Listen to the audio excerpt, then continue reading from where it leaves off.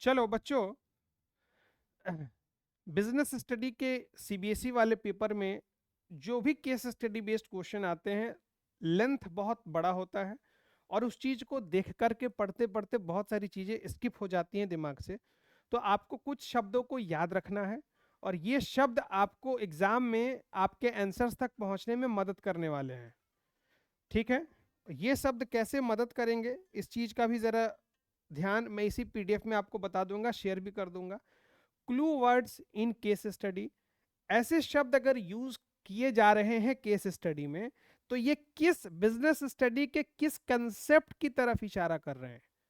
ठीक है, for example जैसे जैसे अगर आपके एग्जाम में इंटेंजिबल फोर्स, अगर क्वेश्चन में नजर आ रहा है केस स्टडी में इंटेंजिबल फोर्स लिखा हुआ, तो ये इंटेंजिबल फोर्स किस कंसेप्ट की तरफ इशारा कर रहा है? बिजनेस स्टडी के मैनेजमेंट मैनेजमेंट कंसेप्ट की तरफ इशारा कर रहा है। अचीविंग टारगेट्स, हाँ, कहानी में लिखा कि राम बहुत मेहनत करता है, ये करता है वो करता है, टेम्पो पकड़ के गया, लंच किया, भूख लग गई थी, क्लाइंट से मिला, लेकिन अपने टारगेट को अचीव किया। अचीविंग टारगेट्स, तो अचीविंग टारगेट्स बीएसटी के किस कंसेप्ट को दर्शाता है? इफेक्टिवनेस को दर्शाता है। ठीक है, रिड्यूसिंग कॉस्ट, ये कीवर्ड हो गया। रिड्यूसिंग कॉस्ट किस चीज को दर्शाएगा? एफिशिएंसी को दर्शाएगा। देखो ये वाला हिस्सा ना, ये बहुत जबरदस्त चीज लेकर के आया हूं। ये वाला हिस्सा आपको पेपर में लिखना है और ये वाला हिस्सा आपको पेपर में दिया होगा। यही केस स्टडी का मसला है। केस स्टडी को पढ़ते वक्त मैं जो कह रहा था कि कीवर्ड्स को सर्कल करते चलना है और एक वो तार तक तुमको पहुंच जाना है, कंक्लूजन तक, वो यही शब्द तुमको बताएंगे। ठीक है, अगर केस स्टडी में रिड्यूसिंग कॉस्ट कह रहा है तो किस कंसेप्ट के बारे में लिखना है? सीधी सी बात है, एफिशिएंसी के बारे में लिखना है। उसी तरह से क्वालिटी ऑफ मैनेजमेंट की जहां बात होगी, quality of management coordination concept को दर्शाएगा। इसेंस ऑफ मैनेजमेंट कोऑर्डिनेशन की बात हो रही है। वन बेस्ट मेथड प्रिंसिपल की बात कर रहा है, science not rule of thumb. Technique technique की अगर बात करें तो मेथड स्टडी की बात कर रहा है। वीवीआई, ये हाई ऑर्डर क्वेश्चन हो गया, thinking skill, hots question, high order thinking skill. हाँ, कुछ काम का नजर आ रहा है इसमें? क्या मदद करेगा केस स्टडी सॉल्व करने में? आसी, उमंग, इस चीज को जरूर ध्यान में रखना, एक बार डेली इसको गो थ्रू कर लेना और इन्हीं शब्दों में से जैसे ही कोई शब्द नजर आएगा समझ जाना कि यहाँ ये कंसेप्ट लागू होने वाला है। इसको रटना नहीं है, बस गो थ्रू कर लेना है। एग्जाम के दिन तक, एक जाहिर सी बात है, सेंटर पर पहुंचोगे, आधा घंटा समय बचा, कंसेप्ट थोड़ी रिवाइज करोगे। इन वर्ड्स को जरा ध्यान में रखना। ठीक है, इंसेंटिव बोनस प्लान की बात होता है, मतलब वो बीएसटी के किस कंसेप्ट को दर्शा रहा है? Differential piece wage rate system. One head one plan unity of direction की बात कर रहा है। क्वेश्चन में पूछेगा कि मैनेजर जो है उसने कहा कि वन हेड वन प्लान होना चाहिए, बताओ फ्यूल के किस प्रिंसिपल को यहाँ लागू किया जाएगा? That is a question and here is answer, unity of command. सीधी सी बात है, बहुत कहानी फालतू देगा, काम का कीवर्ड ही होगा जो तुम्हें सही आंसर तक पहुंचाएगा। इसीलिए ये पीडीएफ बहुत ज्यादा जरूरी है, इसकी रिवीजन खुलेआम आपको एग्जाम के सेंटर पर पहुंच के भी करके तब जानी है। रिप्लेस आई विथ वी, ये फ्यूल के प्रिंसिपल में मैंने पढ़ाया था। किस प्रिंसिपल? एस्पिरिट डी कॉप्स का क्या मतलब होता है, मतलब कंसेप्ट में ये चीजें थी। Change in the outlook of management and workers towards each other, mental revolution दर्शाता है। ठीक है बच्चों, a currency unit ceases to be a legal tender, demonetisation. ठीक है, लो, डीमोनेटाइजेशन। टाइप ऑफ वन, आ 9 नंबर, 9 नंबर कहता है रिप्लेस आई विथ वी, मतलब हम बताए 9 number, one head one plan. हाँ,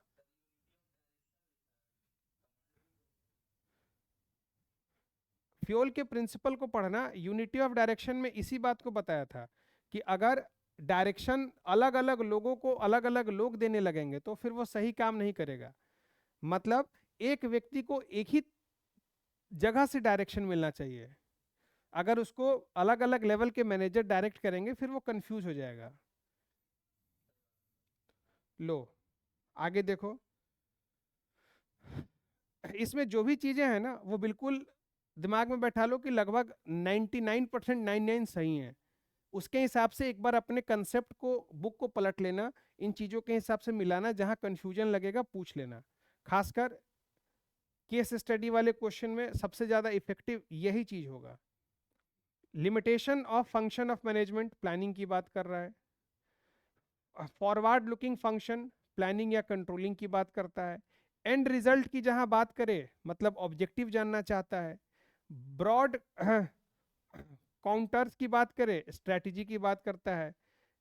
रिपीटेटिवली यूज्ड प्लान की बात कर रहा है, स्टैंडिंग प्लान की बात कर रहा है। Plan which can not be repeated single use plan की बात कर रहा है। जनरल गाइडलाइंस की बात कर रहा है मतलब पॉलिसी की बात कर रहा है। स्पेसिफिक स्टेटमेंट का मतलब रूल की बात करना चाह रहा है। स्पेसिफिक स्टेटमेंट का मतलब रूल की बात कर रहा है। अगर क्वेश्चन में पूछेगा कि ये किस स्टेटमेंट का मतलब वो रूल जानना चाह रहा है। लो यार इसको थोड़ा सा ऊपर करो। Exact manner of doing a work, exact manner of doing of work मतलब ये क्वेश्चन जो है वो प्रोसीजर समझना चाह रहा है कि किस तरह से काम को किया जाएगा। Exact manner of doing a work, ये अगर क्वेश्चन में पूछ रहा है मतलब वो प्रोसीजर जानना चाह रहा है। न्यूमेरिकल प्लान का मतलब क्या है, बजट, बजट की बात कर रहा है। Prescribed way of doing a task, methods की बात कर रहा है। अगर सवाल में ये पूछेगा कि बताइए सही prescribed way of doing a task मतलब वो तुमसे मेथड, अब मेथड से संबंधित कई सारे सवाल हो सकते हैं। ये भी बता दूंगा कि मेथड से संबंधित कौन से प्लान होंगे, रूल से संबंधित कौन से प्लान होंगे, ठीक है, ऑब्जेक्टिव से संबंधित कौन कौन सी चीजें आएंगे। लो framework within which managerial and operative tasks are performed, ये ऑर्गेनाइजेशनल स्ट्रक्चर से सवाल कर रहा है। Sharing work and authority by a superior with its subordinates, delegation of authority की बात है, ये कंसेप्ट लागू हो रहा है। Autonomy oblique belief in subordinates, systematic dispersal of authority at all levels, decentralisation, power को बांट कर देना। Concentration of authority at top level, सारे पावर सीमित है टॉप लेवल पर, कौन सा कंसेप्ट, सेंट्रलाइजेशन। लो कितना भी बड़ा सेंटेंस लिखे एक कंसेप्ट में उसको लिख देंगे। अब एग्जाम में केस स्टडी में मान लो इससे पूछा, बता दिया, क्रक्स निकल के आया कि सारा ऑथोरिटी जो है एक ही व्यक्ति तक सीमित है, और ये केस स्टडी मान लो 6 नंबर में है, तो 5 लाइन लिखने से काम नहीं चलेगा ना। सबसे पहले बताना होगा कि इस पूरे केस स्टडी को पढ़ के ऐसा लग रहा है ये जो कंसेप्ट है वो सेंट्रलाइजेशन से लिंक्ड है।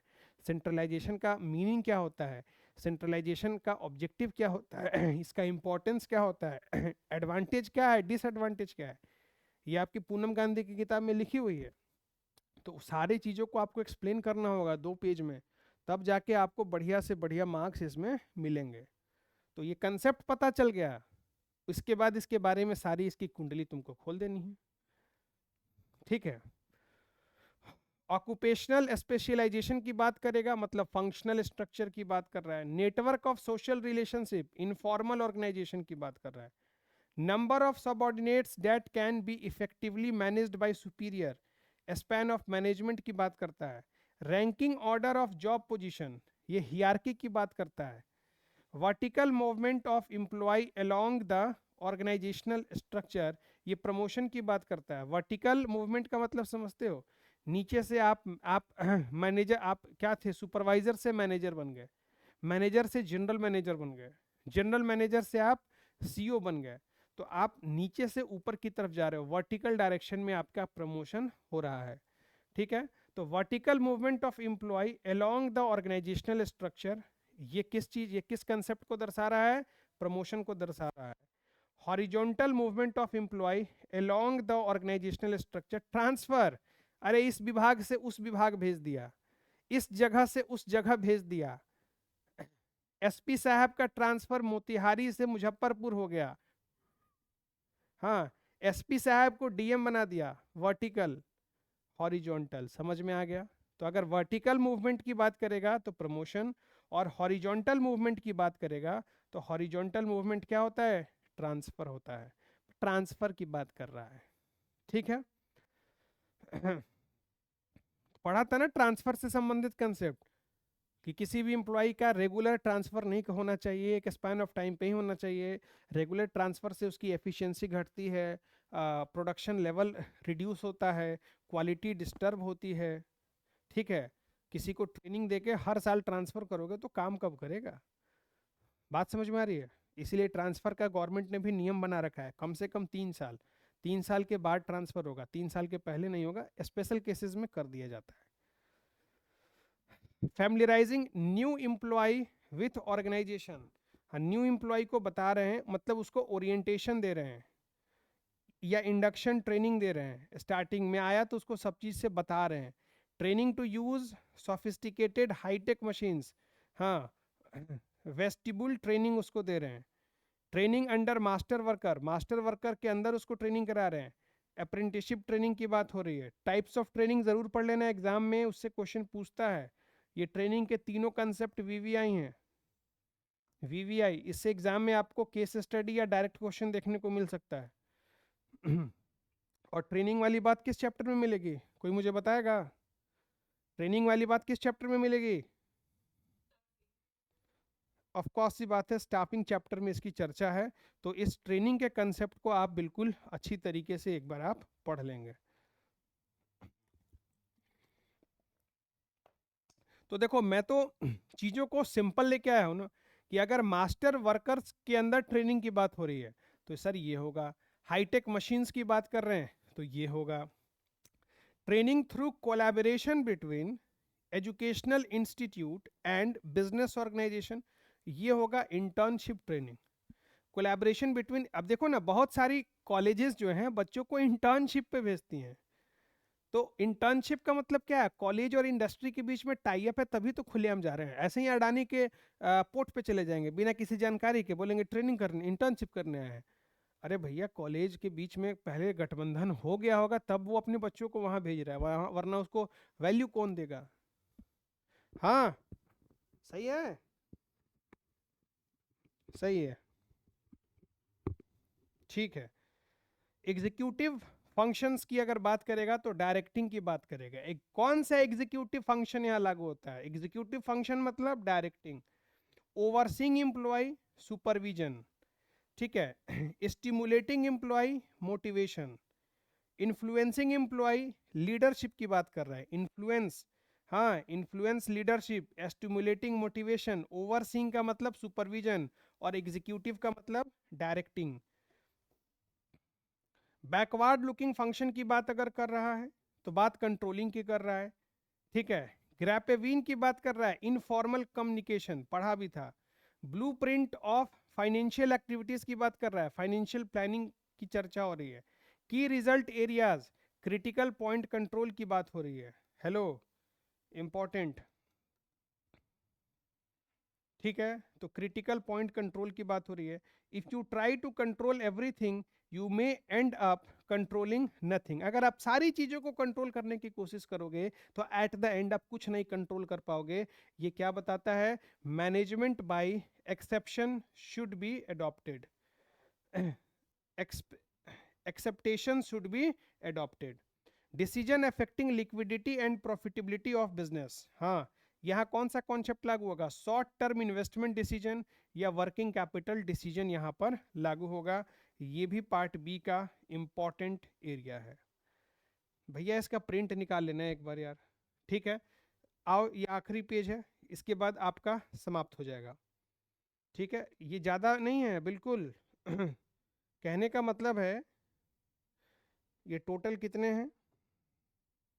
ये टोटल मैं लेकर के आया हूँ 69, ठीक है। 70 कीवर्ड्स हैं, बहुत है। अगर इस पर कमांड कर लिए ना, अरे कहाँ से केस स्टडी लाएगा? इन्हीं वर्ड में से यूज करेगा ना।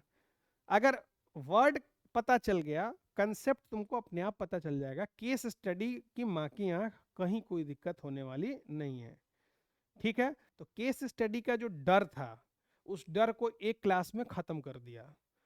पीडीएफ का प्रिंट निकालना, इसको बार बार रिवाइज करना, कि ये शब्द इस कंसेप्ट से रिलेटेड है। That's it. हो decision affecting financial risk and profitability of a business, capital structure decision की बात कर रहा है।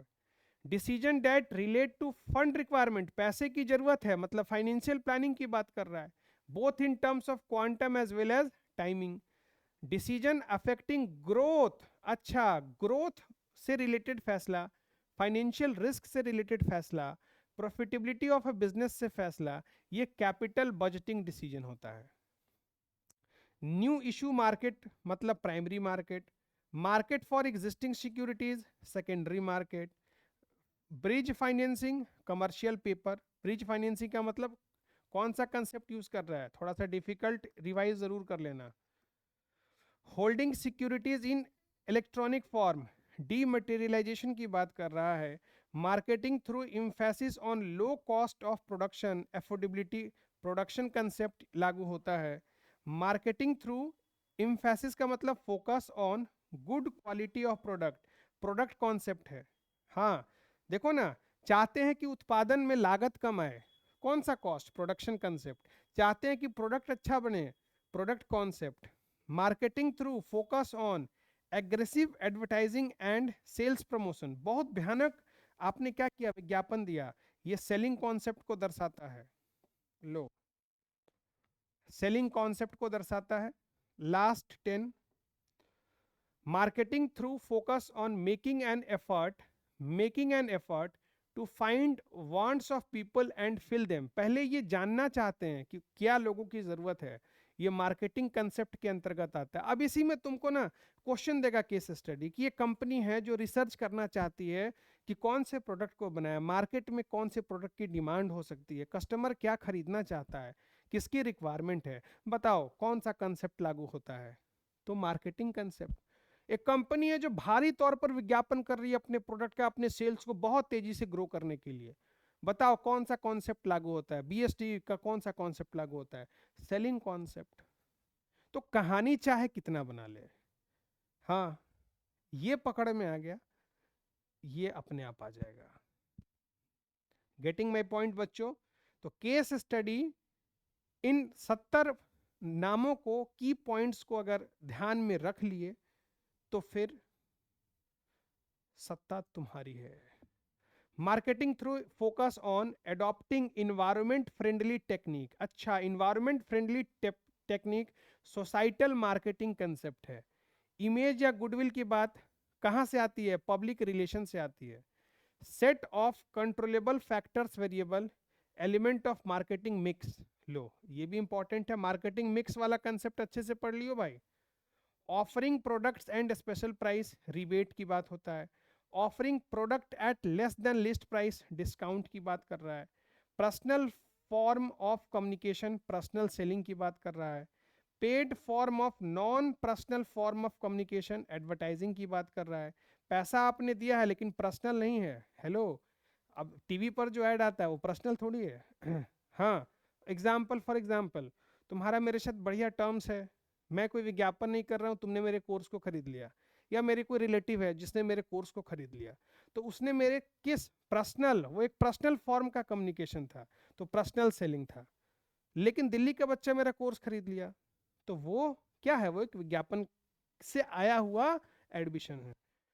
Part of brand name which can be altered, brand name, part of brand name which is un अच्छा altered है, which is unalterable, brand mark की बात कर रहा है। रजिस्टर्ड ब्रांड नेम, ट्रेडमार्क की बात कर रहा है। ये तीनों भी काफी इंपॉर्टेंट कीवर्ड हैं, लो इंपॉर्टेंट। तो बच्चों इसी के साथ सारे के सारे की एरियाज और उससे रिलेटेड कंसेप्ट्स मैंने आज के इस सेशन में डिस्कस कर लिया। इससे बाहर इतना ध्यान में रखोगे, केस स्टडी क्वेश्चन की 95% समस्या से निदान मिल गया, क्योंकि पहुंच गए लिखना किस चीज के बारे में है। अब ये 5% तो तुम्हारे अपने स्किल पे है कि तुम क्या लिखते हो ना, समझ तो गए। सबसे जरूरी है समझना कि आखिरकार हमें लिखना क्या है ultimately, this will help you a lot. ठीक है, बच्चे को यही नहीं पता चलता कि इस केस स्टडी में क्या लिखे, पकड़ में ही नहीं आता कि समस्या क्या है। आई होप कि ये चीज़ें आपको बहुत अच्छी लगी होंगी और इस पर आपको पूरा काम करना पड़ेगा।